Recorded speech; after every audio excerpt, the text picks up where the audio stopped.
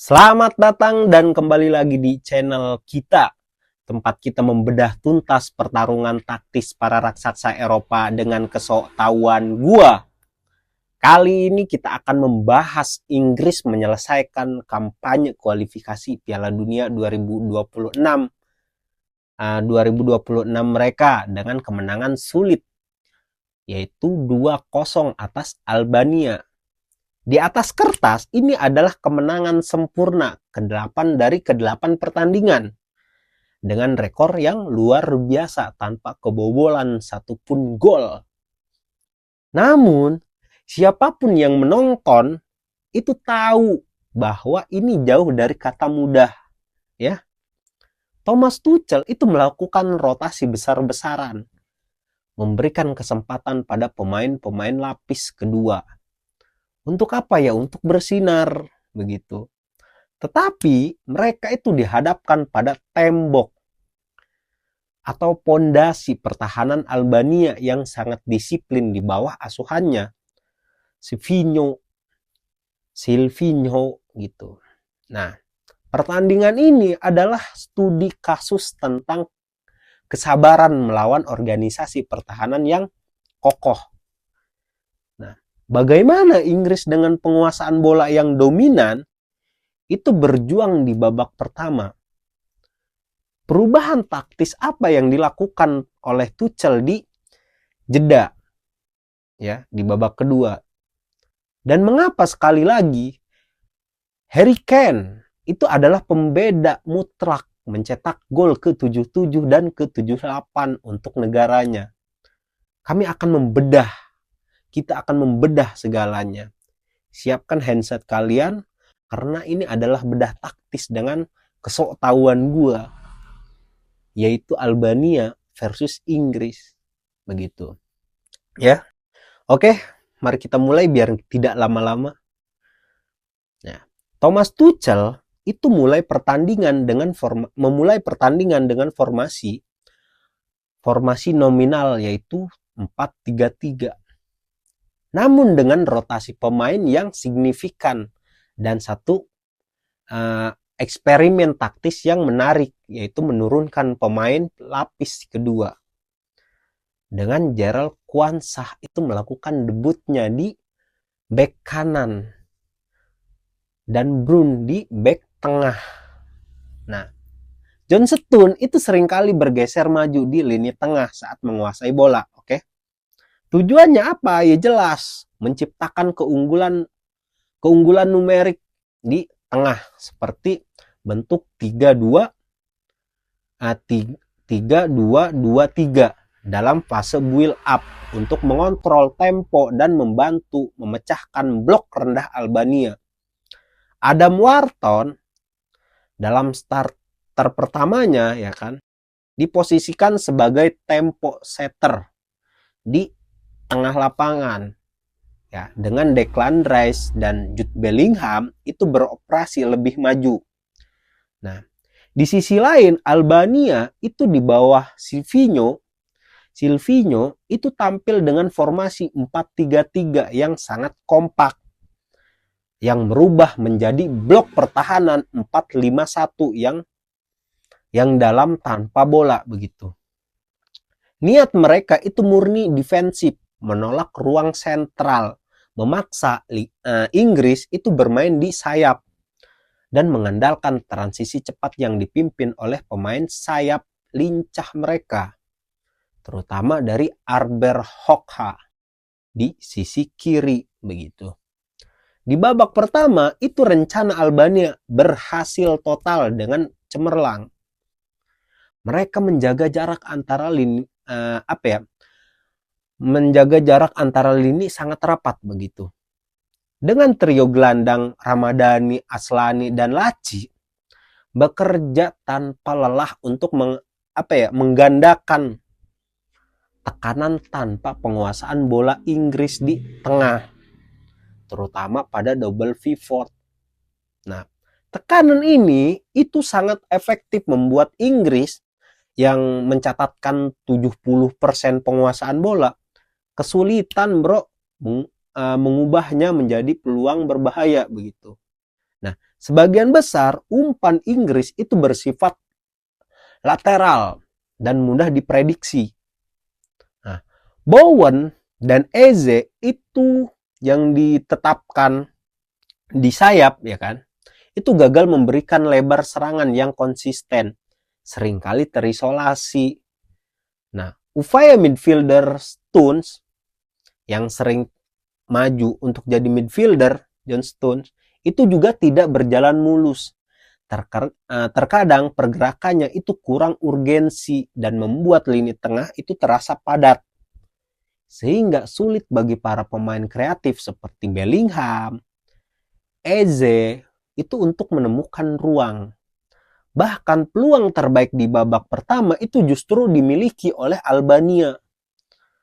Momen canggung dari operan longgar dan Brun itu hampir memanfaatkan oleh Hoxha yang memaksa Dan Henderson, kipernya Inggris, melakukan penyelamatan. Inggris itu kesulitan melakukan penetrasi yang kohensif. Hanya beberapa kali kombinasi kecil antara Kane dan Declan Rice di sekitar kotak penalti yang menunjukkan potensi.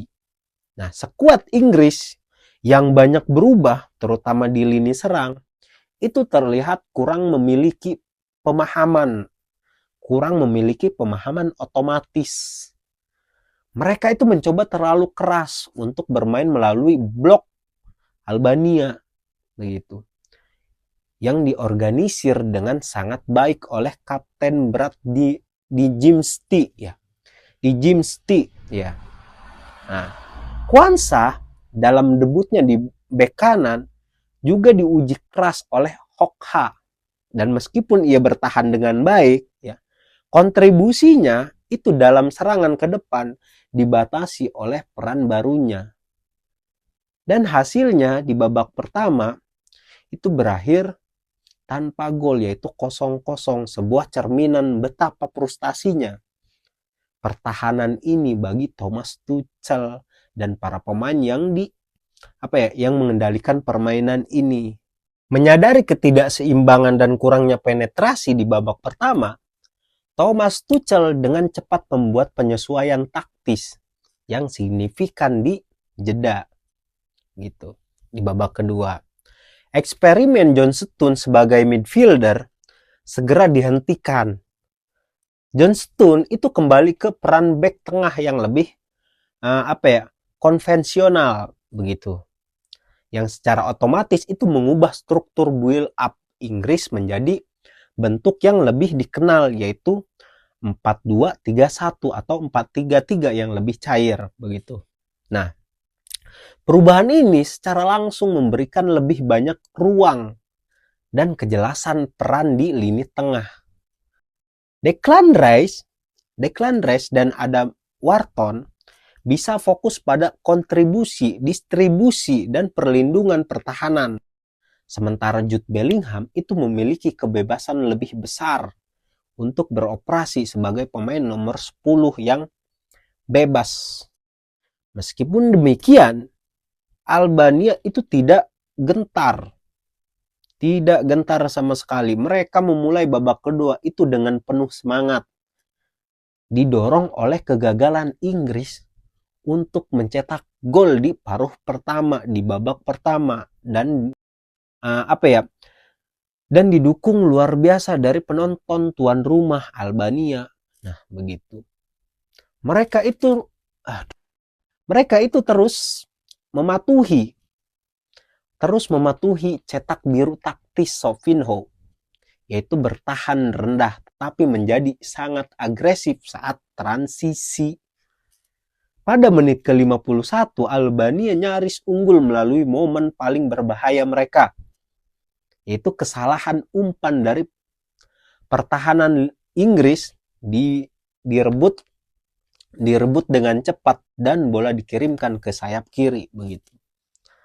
Di mana Hoxha yang sangat energik, ya kan, itu berhasil melepaskan tembakan berbahaya yang berhasil diantisipasi oleh Dan Henderson, oleh kipernya Inggris. Liga Inggris mulu. Ini adalah peringatan keras bagi Inggris. Dominasi penguasaan bola itu tidak menjamin apa-apa jika Anda kehilangan bola di area yang berbahaya. Di pertengahan babak kedua, ya, Inggris itu mulai menemukan sedikit celah. Bellingham yang bermain dengan intensitas tinggi itu mulai melakukan atau mulai menemukan ruang di antara lini, sehingga menciptakan peluang bagi rekan satu timnya. Ia memberikan umpan cantik kepada Eze, pemain Arsenal, yang tembakannya itu berhasil diselamatkan oleh kiper Albania. Nah, begitu. Momen ini itu menjadi penanda bahwa Inggris itu mulai menemukan alur mereka, permainan mereka. Tetapi penyelesaian akhirnya dan final ball itu masih kurang kejam, masih kurang tajam. Nah, Tuchel itu menyadari bahwa ia tuh membutuhkan lebih banyak urgensi dan kreativitas dari sayap. Pada menit ke-63 ia membuat perubahan kunci, memasukkan Phil Foden untuk Declan Rice, dan yang lebih penting memasukkan Bukayo Saka untuk Eze menggantikannya. Nah, pergantian ini itu bukan hanya pertukaran pemain, bro. Ini melakukan juga perubahan taktis yang halus namun berdampak besar begitu. Foden itu mengambil peran yang lebih sentral, memberikan lebih banyak kreativitas dan pergerakan di zona 10 nomor 10. Nah, sementara Saka di kanan itu memberikan ancaman kecepatan dan kemampuan dribbling yang sangat dibutuhkan oleh Inggris, menekan bek kiri Albania yaitu Aligi. Begitu. Nah, perubahan ini itu langsung menghidupkan kembali serangan Inggris. Kehadiran Foden dan Saka, ya kan, bersama dengan Bellingham yang terus-menerus menciptakan segitiga umpan yang lebih dinamis di sekitar kotak penalti Albania. Tembok pertahanan Albania yang tadinya kokoh kini mulai menunjukkan retakan kecil, ya, karena tekanan yang terus-menerus dari Inggris. Nah, pertandingan memasuki fase krusial. Dapatkah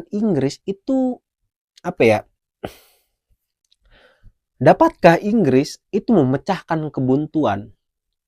Nah, sebelum Albania itu memanfaatkan celah di lini pertahanan yang kelelahan begitu.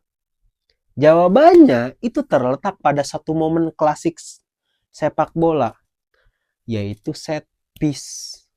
Tekanan Inggris yang dibangun perlahan namun pasti akhirnya membuahkan hasil di menit ke-74. Gol pembuka itu datang dari situasi set piece, sebuah metode yang seringkali menjadi solusi ampuh melawan pertahanan yang sangat dalam dan terorganisir. Bukayo Saka, ya, yang baru saja masuk, itu mengambil tendangan sudut ke dalam, mengarah ke tiang dekat. Bola sempat mengenai bek kirinya Albania, yaitu Nasser Aligi, menciptakan defleksi yang canggung di kotak penalti. Dan disinilah insting predator kelas dunia Harry Kane yang berperan. Nah, Kapten Inggris itu sudah berada di posisi yang tepat, memosisikan dirinya itu di antara peran bek Albania, ya kan? Ia menyontek bola dari jarak dekat melewati kiper Albania yang tidak berdaya itu.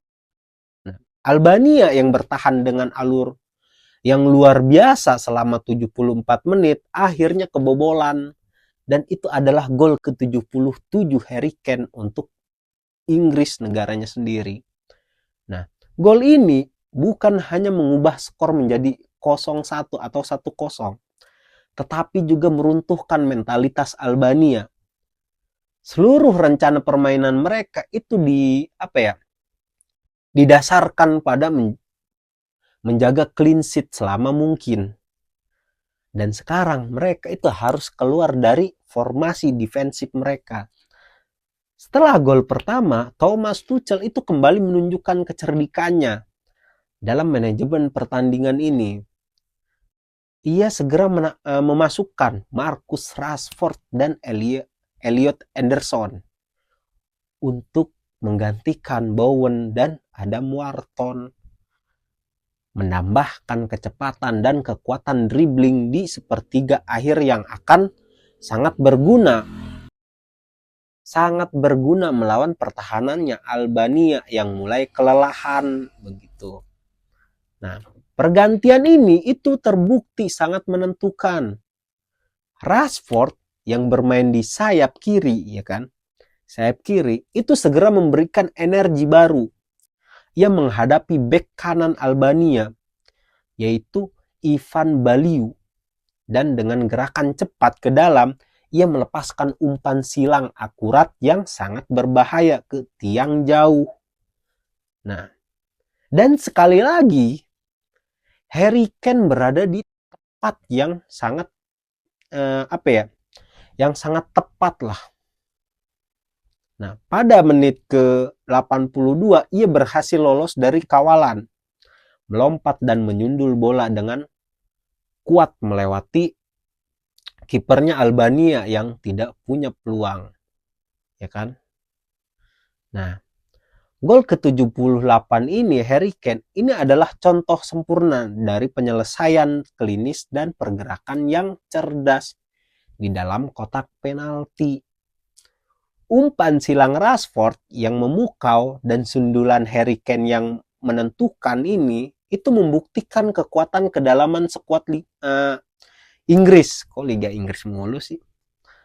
Peran pemain pengganti itu memberikan assist dan Harry Kane itu melakukan apa yang selalu ia lakukan begitu, yaitu mencetak gol. Nah, dengan skor 0-2 perlawanan Albania itu praktis berakhir. Mereka terpaksa bergerak maju, meninggalkan ruang yang sebelumnya tidak tersedia di lini tengah dan belakang. Nah, Inggris itu memanfaatkan momen ini dengan baik, mengontrol bola dan sekali mengancam itu melalui serangan balik. 2 gol dalam 8 menit terakhir membunuh pertandingan. Dan Inggris itu mengamankan kemenangan 0-2, menyelesaikan kampanye kualifikasi mereka dengan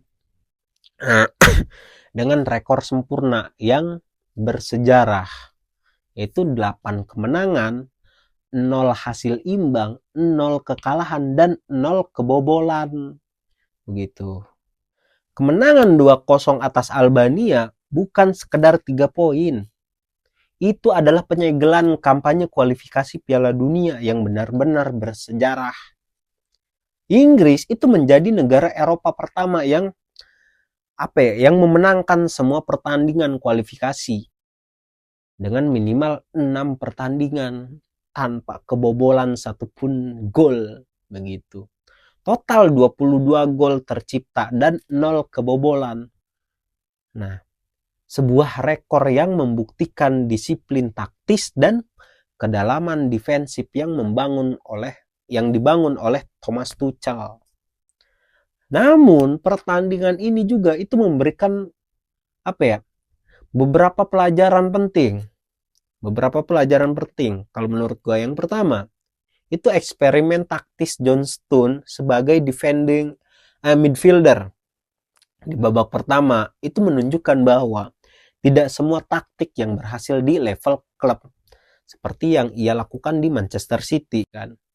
Nah, itu dapat segera diterapkan secara mulus di level internasional, tidak seperti itu. Nah, terutama dengan pemain yang baru bermain bersama ya kan. Ya kalau di City kan dia udah sering main bersama gitu. Jadi wajar aja kalau tidak sempurna di Inggris. Kurangnya kohensi dan urgensi di lini tengah itu membuat Inggris itu mandek. Itu yang pertama. Yang kedua, itu pujian harus diberikan kepada Albania. Pelatih Sevinho itu menyusun rencana permainan yang sempurna blok rendah 4-5-1 yang sangat solid dan disiplin, mereka meniadakan ruang sentral bagi Inggris dan hampir memanfaatkan kelemahan Inggris saat transisi. Pemain seperti Hoxha menunjukkan bahwa Albania itu memiliki potensi besar dan penampilan mereka itu selama 70 menit pertama ya, itu akan memberikan kepercayaan diri mereka menuju babak playoff mereka begitu. Itu yang kedua. Yang ketiga, itu kedalaman skuad adalah kunci. Ketika tim utama kesulitan, kualitas dari bangku cadangan yang datang dan mengubah permainan itu adalah ciri khas tim pemenang turnamen.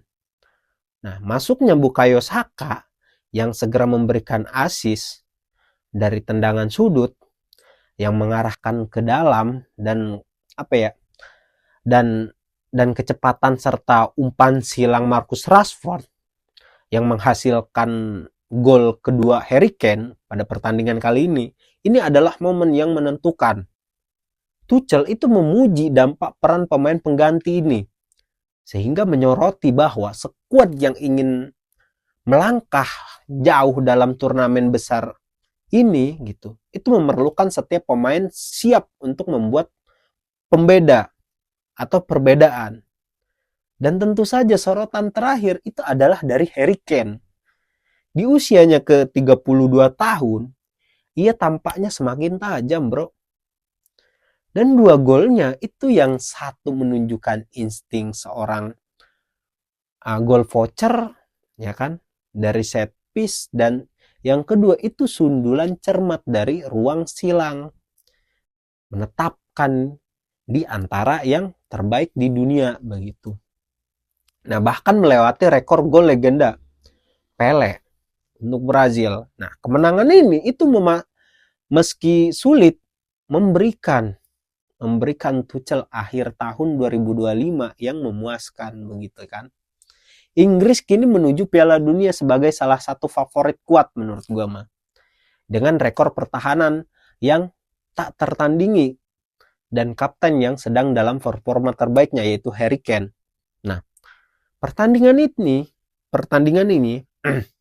ini membuktikan bahwa mereka itu bisa menang, bahkan ketika tidak bermain di performa terbaiknya sekalipun. Dan mereka itu memiliki kedalaman serta kecerdasan taktis di bangku cadangan untuk mengatasi rintangan yang sebesar ini. Begitu. Dan ini adalah tim yang mampu mengatasi kesulitan dan menemukan cara untuk menang. Walaupun kesulitan gimana pun pasti menemukan cara aja. Nah, mungkin itu aja ya pembahasan kita kali ini. Bagaimana pendapat Anda, pendapat kalian tentang eksperimen John Stones di babak pertama yang ke midfielder. Siapa match of the match menurut Anda selain Harry Kane? Ya beritahu gue lah di kolom komentar di bawah. Jangan lupa like video ini dan jangan lupa subscribe ke channel gue untuk biar kalian menemukan analisis taktis yang lebih mendalam lagi dengan kesoktahuan gue ya. Biar kalian dapat notif. Oke, mungkin itu aja. Jangan lupa like, comment, and subscribe. Karena subscribe kalian itu membantu banget buat gue lebih jauh membuat kontennya.